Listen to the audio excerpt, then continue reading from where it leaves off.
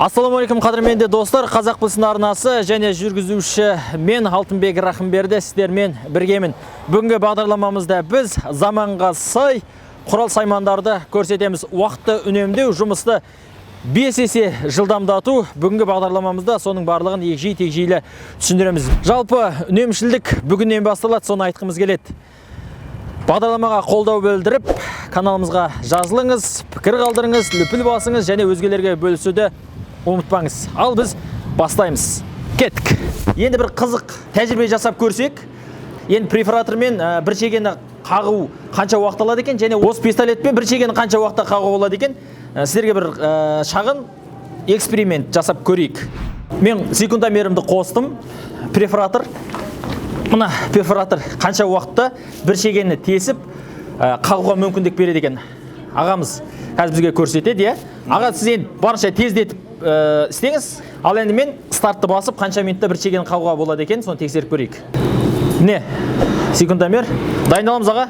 Дайынбыз. Дайындалбаңыз. Дайынбыз. Бастадық. Кетті.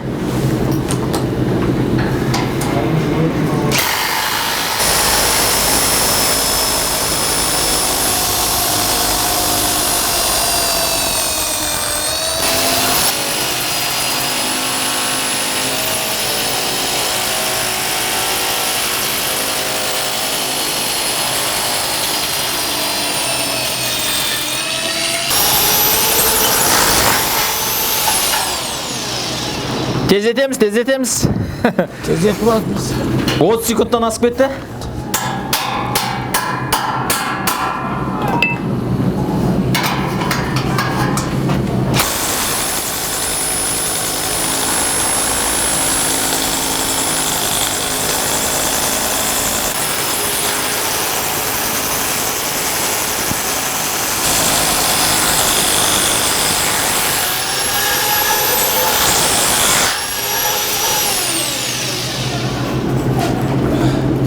Міне, дәл қазір 1 минуттан асып кетті, екінші шегені қағып жатыр. Стоп. Құрметті көрермендер, стоп бастым, екі шегені қақтық, перфоратордың көмегімен тесіп. Бізде 1 минут 12 секунд уақыт кетті міне, екі шегені қағу үшін. Енді кезекте, аға, енді өзіңіз жаңа айттыңыз, тез 1 секундта қағатын инструментіңізбен осыған бір шегені қағу уақыты қанша уақыт алады екен, соны тексеріп көрсек, е? Соны тексеріп көрейік. Мастроның аппараты, е? Қазір осыны қолданып жүрсіздер, е? Осымен, е? Осыны қолданып жүрсіздер. Енді бұны қалай пайдаланады, көрсетіп жіберейік көрермендерімізге. Сіз оқтап алыңыз, одан кейін барып қаққан кездегі уақытын есептейік. Қазіргі заманауға сай осылар ең жақсы выгодны осылар. Мынау шегесі, е? Шегесі. Дубль шеге, дубль шеге. Осыны бастан салады осы. Басына саламыз. Енді қазір анаксыз көрсетек, қалай жасау. Бар осы ма, өз басына ғана қоя саламыз ба? Осылай оқталды, е? Енді біз мына Маспроның 301 деп аталатын құралының көмегімен шегені қанша минутта атады екенбіз, соны тексеріп көрейік. Міне, қайтадан секундомерімді қостым. Аға, дайындалыңыз, бірдей бастаймыз, е? Міне, басам. Кеттік.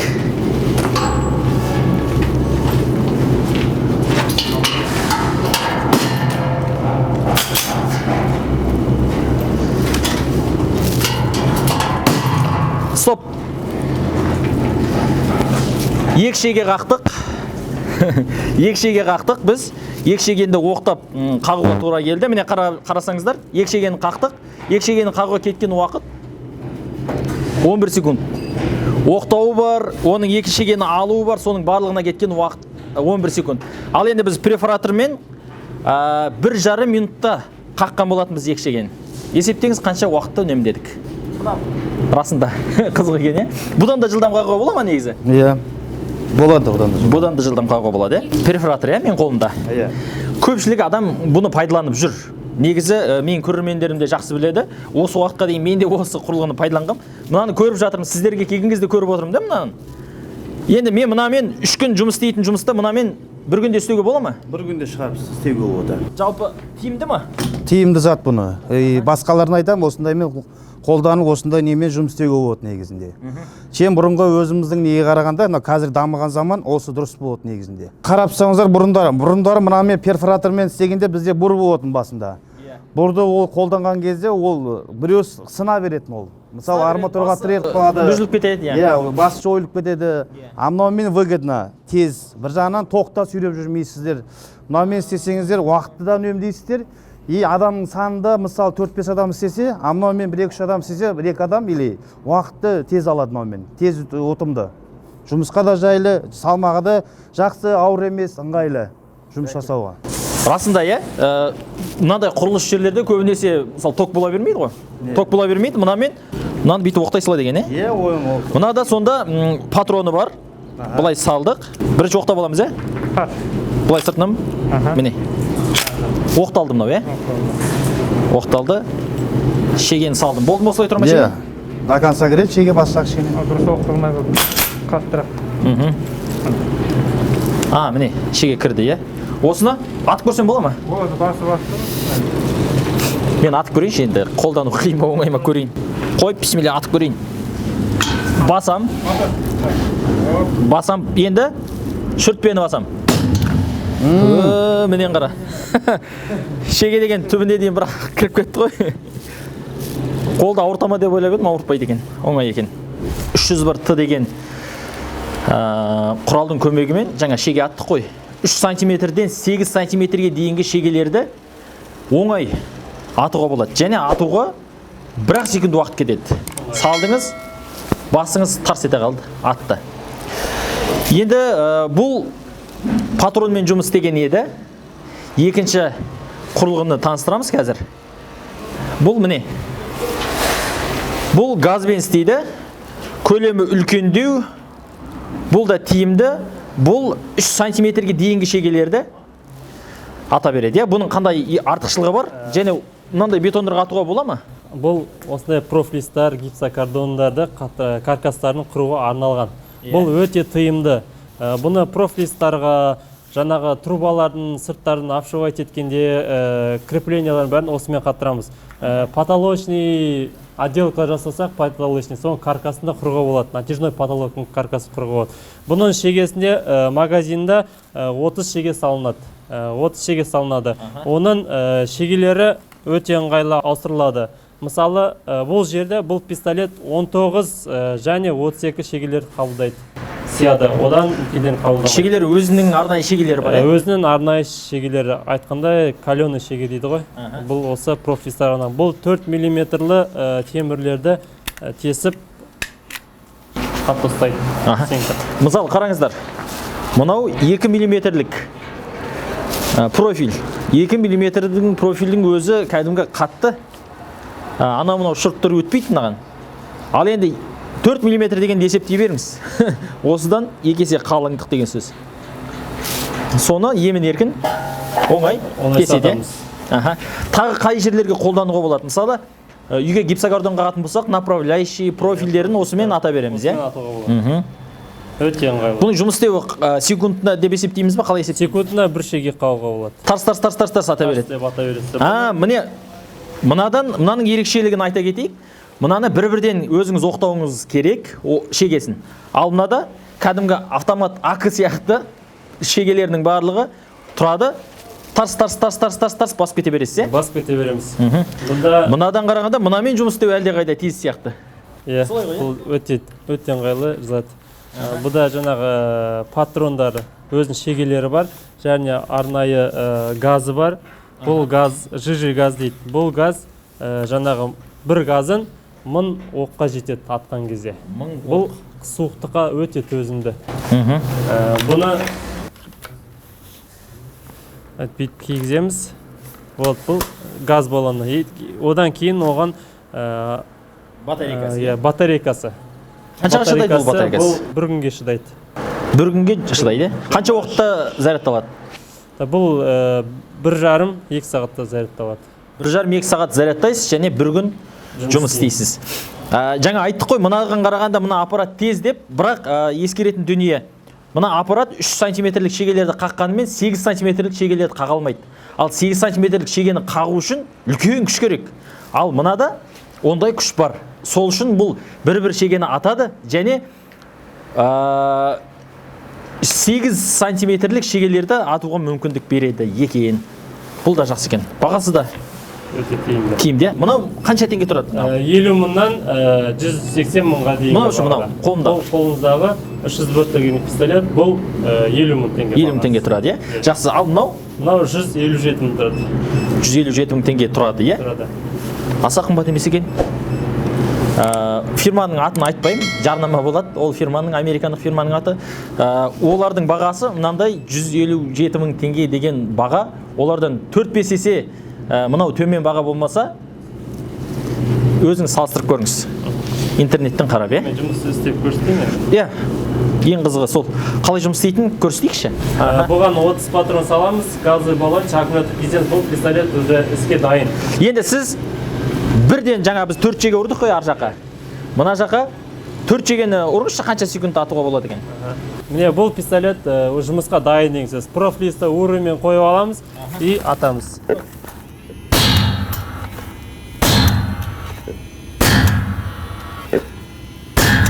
Мінеки.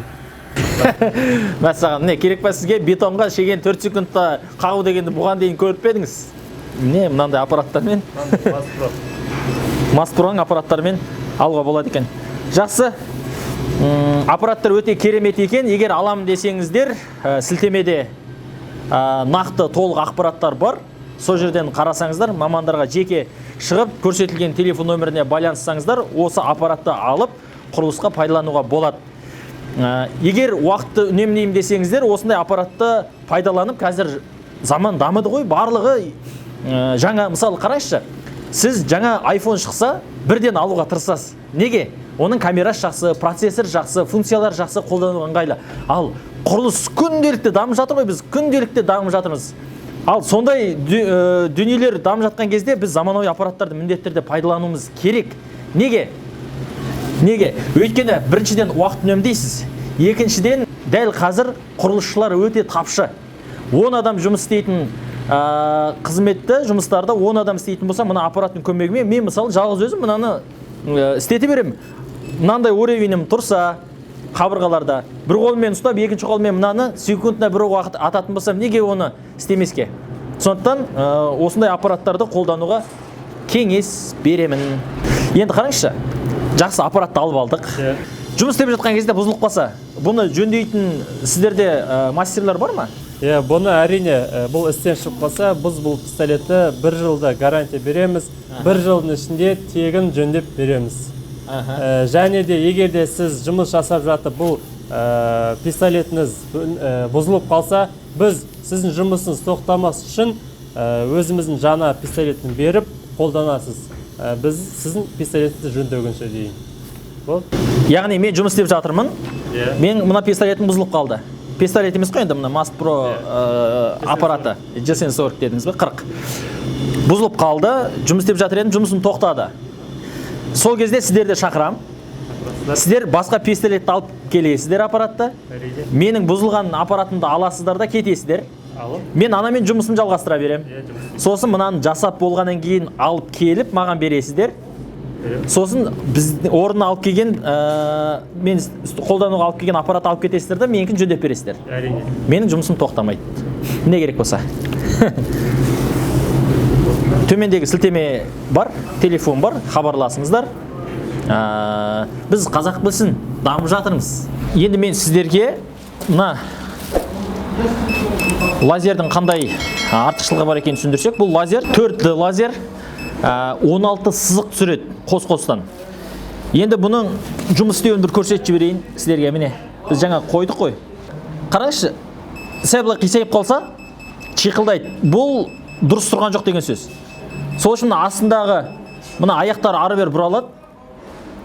Тегістеп бұраған кезде дәл осылай дыбысы тоқтаса, яғни уровеньнің өзі уровеньде тұр. Одан кейін барып бізге керекті мына қабырғаны, еденді түсіре берсек болады. Мысалы қараңыз, мына жерде кнопкалар бар.